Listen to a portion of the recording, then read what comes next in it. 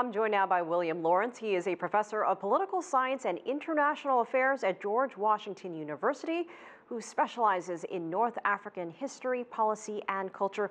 Protesters got partly what they wanted, not quite the political solution that they were hoping for. The volatility isn't over yet.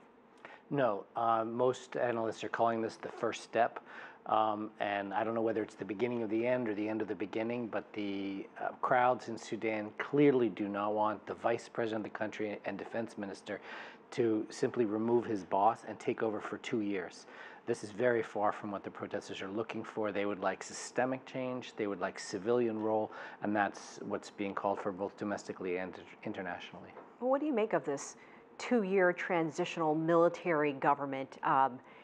What is a good solution here? Well, certainly not the military taking over for 2 years. That's what nobody wanted. There was, some talk of a dialogue between the military and the protesters, and there had been some beginnings of a dialogue in recent days.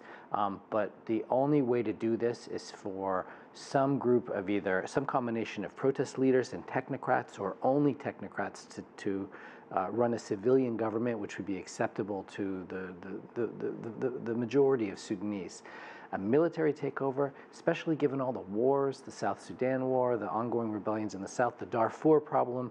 I mean, the person who's taken over the government is under U.S. sanctions for his actions in Darfur, which led to the killing of hundreds of thousands of Sudanese. So this is the wrong person in the wrong moment in the wrong way, and it's going to be rejected by the mass of Sudanese. Can neighbors step in? We know that the president at the time, not too long ago, paid a visit to Egypt. Turkey is offering support, calling for calm. So are other nations around the world. Do you see any type of outside intervention? Well, certainly Sudanese people would like a Sudanese solution, and they've been very clear on this point, both the military and the protesters.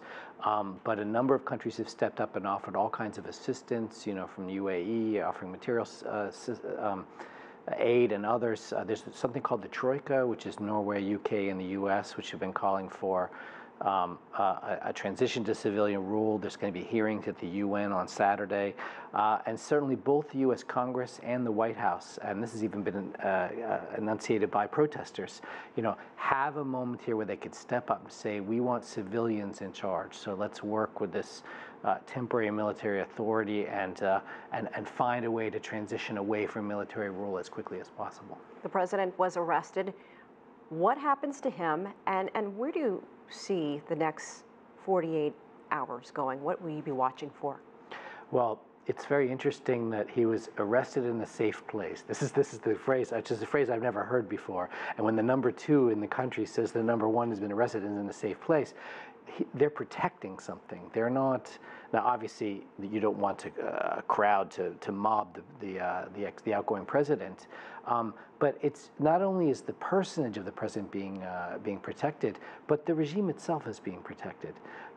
Over the next 48 hours, we have a vigil of several hundred people out in front of the palace still going on.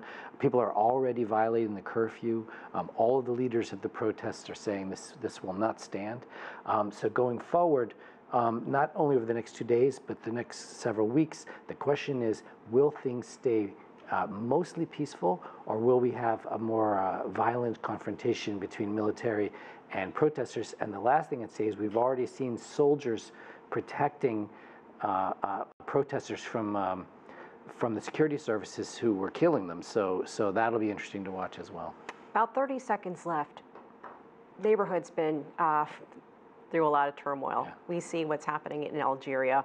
Yeah. Is this a sign of some greater movement in the region? Yes.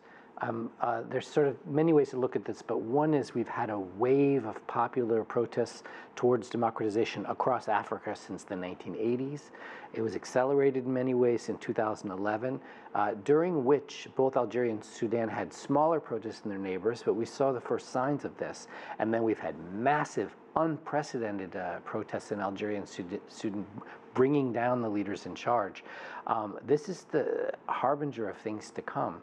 And if you just look at the demographics, these young populations rising up, networked by social media, wanting what everyone else in the world has in terms of transparency and good governance and democracy, we're going to have a lot more of this in the coming years. Professor William Lawrence, thank you so much.